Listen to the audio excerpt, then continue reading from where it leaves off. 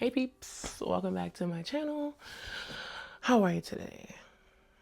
I hope you had a good day. It's a little like windy here. I don't know if you guys know, I'm in Jersey. It's very windy here. Like I was out early with my son. I took him to like this little like appointment thingy, and we were almost blown away. We were about to blow away in the wind. I had to literally hold on to him because the wind almost took him. Okay. Anyways, into the video point of today. So, um, I'm a single mother. It's been that way since he was born. He will be 3 next week. I'm lying. The week after next. I'm missing my days up. He'll be 3. No, next week. What's today's date? I don't know. Wait, hold on. Let me look at my calendar. A few moments later. Yeah, he'll be 3 next week. Okay. Okay. And like I said, it's been this way since he's born. His father just has not really been involved, and that'll be a video, like another topic for another video later on down the line. And it's had its moments, it's had its challenges, definitely. Being a first time mom, I didn't know what I was doing. I still don't know what I'm doing. And I'm almost 3 years in.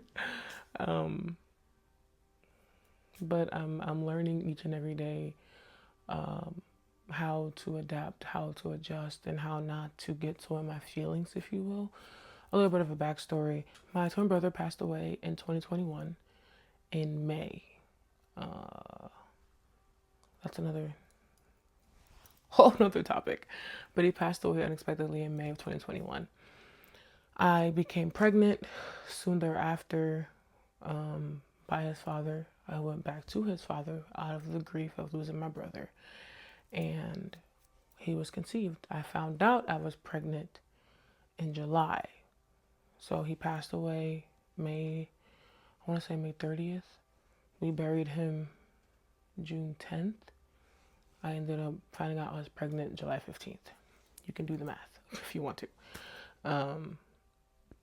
So imagine having to find out that you're pregnant. Imagine having to mourn one life unexpectedly and then having to celebrate another life that is coming into the world. It was such a confusing time for me. It was so hard. Like there were so many times where I just wanted to die, because I'm like, man, like my twin that I've known all my life is no longer here. And I'm not gonna cry. And then I found out I was pregnant on top of that. So like I'm like, what time did I have to process my brother not being here and then processing that I'm now carrying a life. And I wanted to die. Like I used to like literally drive home from work and I would hear, let go of the steering wheel, crash the car, just and I would have to battle these voices in my head because it was such a rough time for me. And when I tell you, like he literally saved my life. My son's name is Toby. Toby literally saved my life. He did, but I was pregnant at 23, gave birth at 24. I was not prepared to be a mom. I actually never wanted to have children, like ever. I always tell everyone that knew me knew I was like, all right, I'm gonna be the dog mom, the cat mom. I'm gonna have puppies and kittens and just have a little zoo in my house. That didn't work out. God had different plans, no problem. But it I had to kind of just snap up out of it in a sense.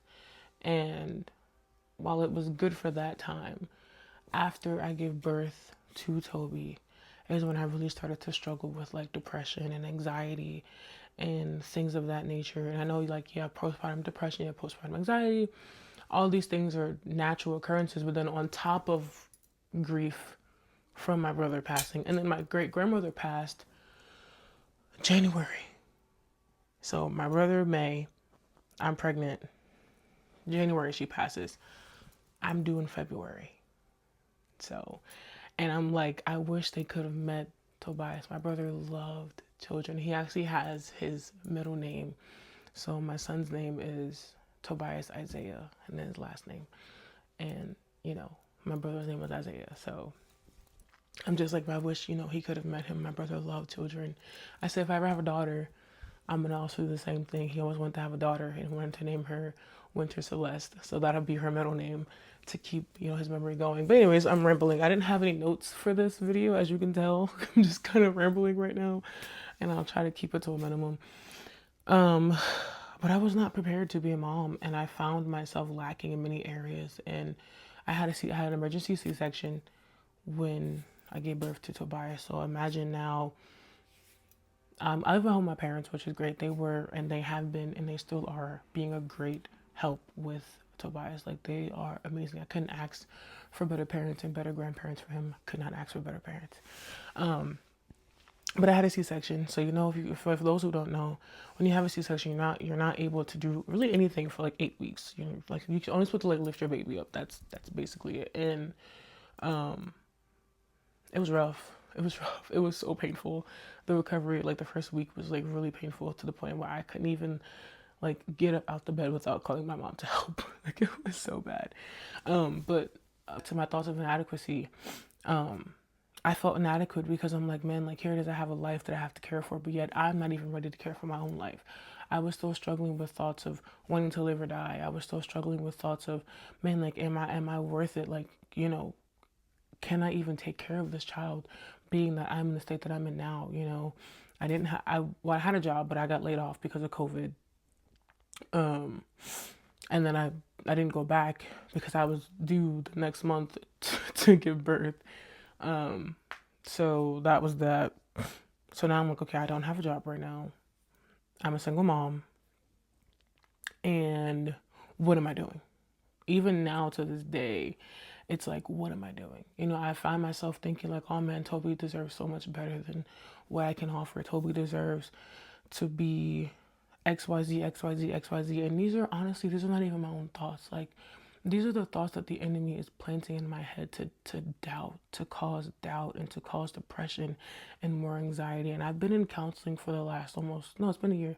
I've been in counseling for actually a little over a year now, dealing with and helping me get through depression, anxiety, childhood trauma, all those things. So the enemy likes to plague my mind. He likes to come for me. And, having dealt with depression from a very young age, depression is like, it's there, like, it's very easy in a sense to get me into like a depressive state because I'm very harsh on myself. I'm very self-critical.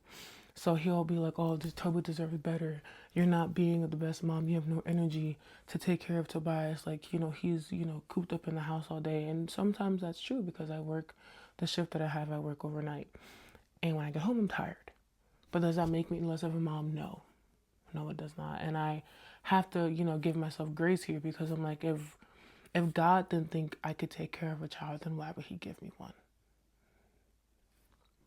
If God didn't think I could take care of a child, then why did he give me one? I'll say it again. If God didn't think that you could take care of a child, then why did he give you one? We have to sometimes take our emotions out of it and look at the bigger picture. Yes, it's hard. Yes, sometimes it's lonely because you can't hang out with your friends and do things that you used to do. And you have to sacrifice and you have to make adjustments and you have to sometimes deny yourself the things that you want to do. But when you look over to your sleeping child and you see the life that you helped create, it's all worth it in the end. And I find that it helps me with my feelings of inadequacy. I have to just recenter and I have to think, okay, am I the best mother? No, I'm not. There's many things that I will learn and continue to learn about raising up a child.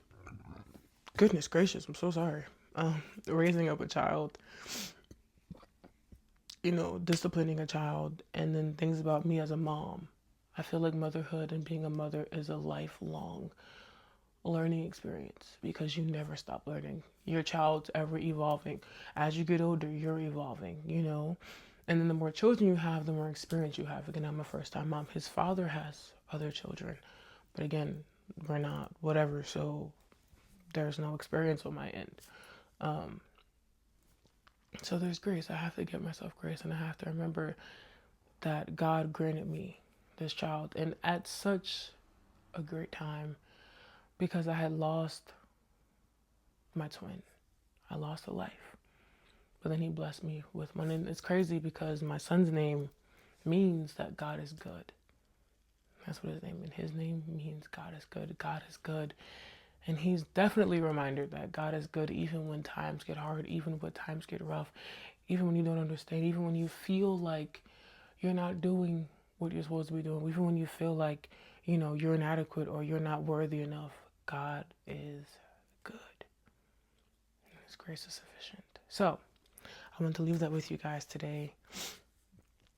Don't wallow in your feelings. Don't just stay there. It's okay to feel like you're inadequate. Sometimes, we're learning. It's a learning experience. No one has the blueprint of what it's like to be a mother. If that's the case, we would all buy a book, okay? No one has the blueprint. We're all learning together. So if you're like me and you're struggling with feeling like you're inadequate or your child deserves better or your child is this, that, and they're better off without you, then recenter your thoughts. Okay, recenter. Why do you feel this way? Did you have a long day at work? Did you have a long day with your child? Did you have a fight with your husband? Did you have a fight with your boyfriend? Is finances tight? Think about why your mind is going there. I know right now for me, finances are a little tight. And I feel like, man, if only I had this, I could do this with Tobias, but I don't because this. But it's like, again, if God was able to give me this child, why wouldn't? Why would I feel like I'm not worthy? Not worthy, but why would I feel like I can't be a good mom to him? God knows me better than I know me. And he knows my heart. And he knows what our children are going to need from us. Hence why he gave them to us. Now, some people misappropriate their power and authority and they abuse their children.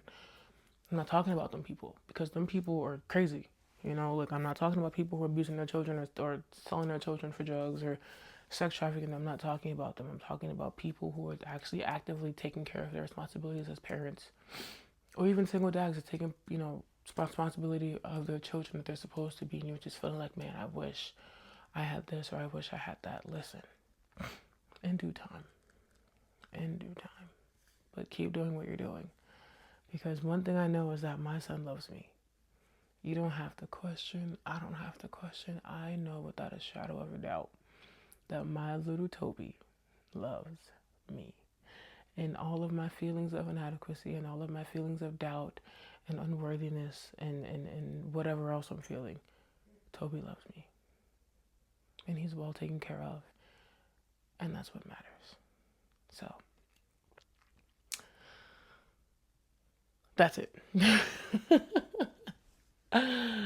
Yeah. You got this. If I got it, you got it. We can get it together. Okay? Toodles.